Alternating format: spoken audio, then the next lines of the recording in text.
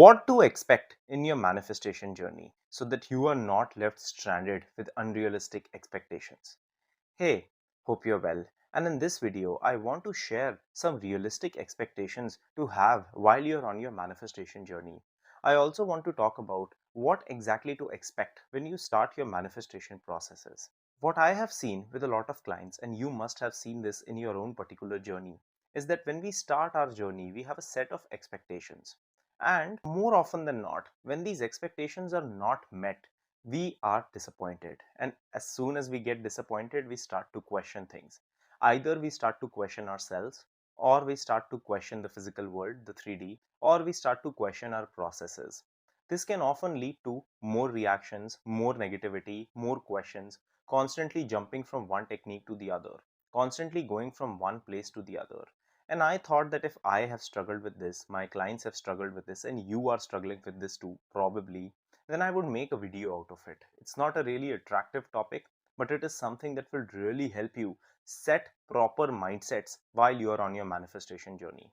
So the first thing to expect while you start and as you start your manifestation journey is resistance. Now let's understand what resistance means and what I mean by resistance when it comes to the manifestation process. So when we talk about manifestation, in this process, the word resistance means negative thoughts, negative feelings, and negative circumstances. Now, resistance is very normal.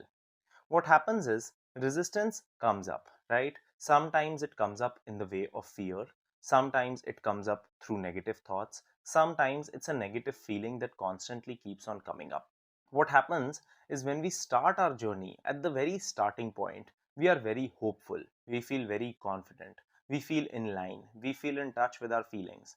And as soon as we start to feel those things, right? After a few days, when resistance comes, we start to judge ourselves. We start to tell ourselves that, you know what, if this is coming up, this must mean that I'm doing something wrong. If a negative thought is coming up, this must mean that this thought will suddenly manifest. And it starts to become a very fear based process. We start to walk on eggshells because we are worried that one thought, one negative feeling, one of these instances can just take away everything that I have done, can just take away all the progress that I have made. So I am here to tell you that resistance is very normal. You will of course get negative thoughts. Think about it. You get 60,000 thoughts a day, right? Some of these thoughts will be in relation to what you want. Some of these thoughts will be opposite to what you want. When your mind is thinking thoughts, it does not know that it is based out of your liking or not. So thoughts are thoughts. We are the ones who call them negative or positive based on what we want in life.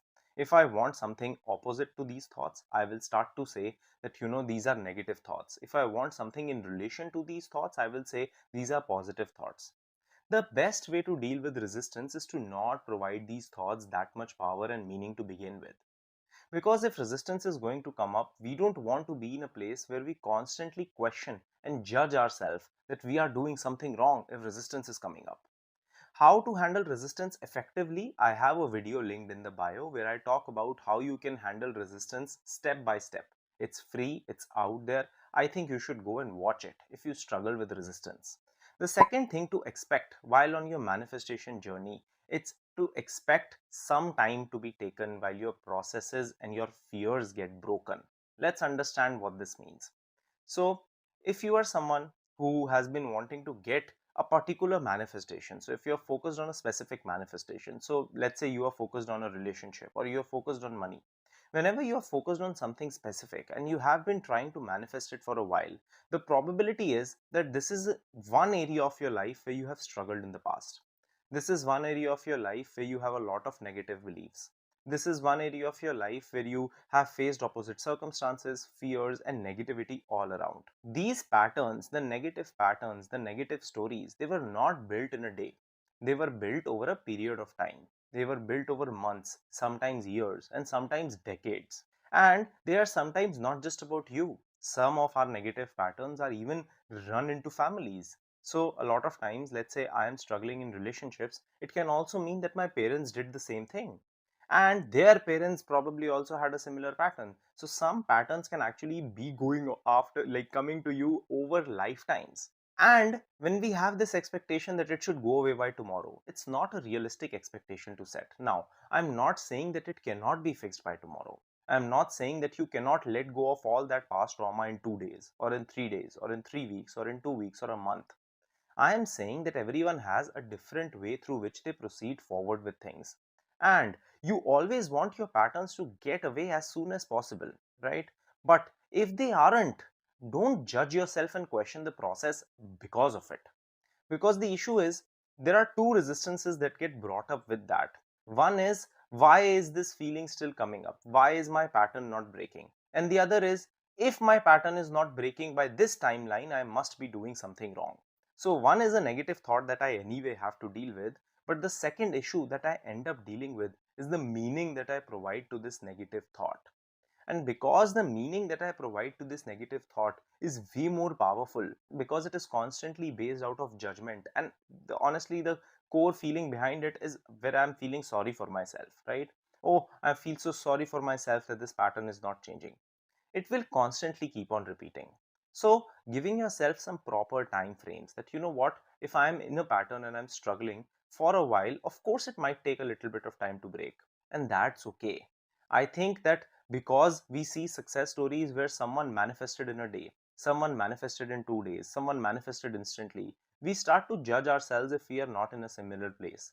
But what we don't take into account is what the story of this person was. What was their mindset?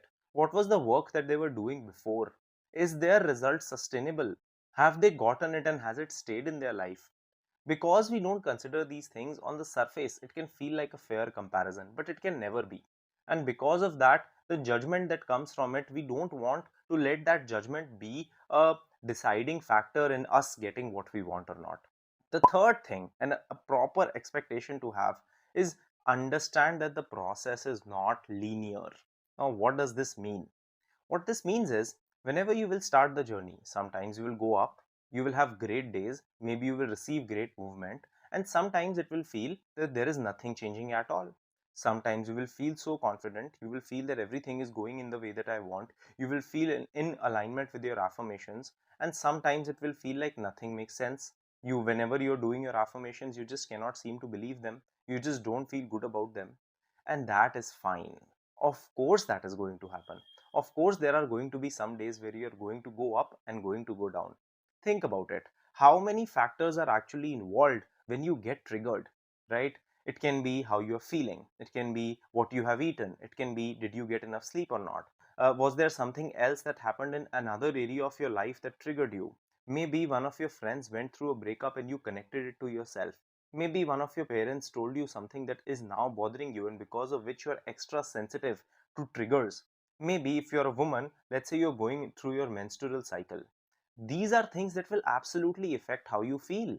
And because it affects how you feel, it will never be one consistency, right? What happens though is, over a period of time, the normal gets above. So I will explain this with an example.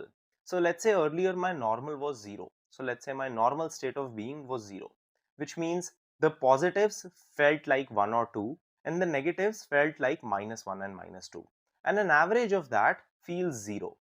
Over a period of time, what will happen is, my positives will start to make me feel 3 and 4, but my negatives will remain at -1. So eventually my normal would become 1. So my normal state of being would be happier, would be more joyous, would be more peaceful compared to where I was. But that does not mean that on some days I won't feel bad. That does not mean that on some days I just won't feel triggered. All those things are going to happen, and it is okay that they are happening. You can deal with them. You have to recognize that over a period of time, the expectations that you have with your manifestation process have been based out of success stories that you have read, something another coach said, or something that you read in a book or a video. What you have to understand is that every person is different. Their story is different, their circumstances are different, their way of thinking is different, and even application can be different. We have now proper studies that show us that trauma can literally change how your brain structure is. So if my brain structure is dependent on normalcy and yours maybe is something that has affected by trauma in the past, of course we will see things differently, right? Of course we cannot compare these two things. And when we compare these two things, it is just not possible. So have proper expectations for yourself, because this does not mean that you won't receive what you want. It just means that you won't probably receive it in the timeline that you thought that you would, or the how wouldn't be according to your liking. Again, as I said this, I do not mean that your manifestation processes cannot be fast and accurate. I do not mean that you cannot get results the next day. I do not mean that once you get results that they will not stick. I just mean that your expectation should be that yes, things will get better fast. But if they don't, you don't have to use that as a reason to react. You don't have to use that as a reason to put yourself down. I don't want you to actually be disappointed with yourself based on some unrealistic story that you have created in your mind about how manifestation should look like, and because of which you end up giving up in the journey again and again. So as long as we can avoid that, we would have realistic expectations, we would be able to help ourselves and be happy throughout the manifestation process. I really hope that this video helps you. I know it's not really one of my conventional videos. I made this video because this is a topic I think will absolutely help at least one person, and that is what I'm looking for. So I will see you guys in the next video. Hope you have a great day. Thanks for watching. Subscribe and share if you liked the video. The link for my one-on-one coaching, my self-help courses, and my free newsletter are in the description box below.